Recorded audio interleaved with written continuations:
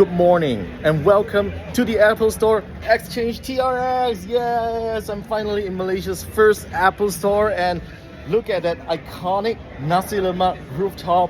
And I'm just gonna bring you guys down there to check out what's so cool about the first Apple Store in Malaysia. Alright, so this is the garden entrance that you guys have seen on social media. So basically when you get in here, you get to take a lift down there or just walk down through the stairs. So once you descend from the top, this is what you see here. This is the Today at Apple workshop area, where you see there's a big screen right over there, and there's a lot of chairs right there for you guys to sit to attend workshops. Of course, there's a lot of demo areas here as well. You get the iPhone demo area and a whole lot of accessories to choose from. And on the other side, we have the MacBook demo area. We have iPads right over there, and also a whole lot of accessories. Now, what I really love is this really nice big tables here, because this is where you can do your work with your Apple devices and even get some advice from Apple geniuses and all that.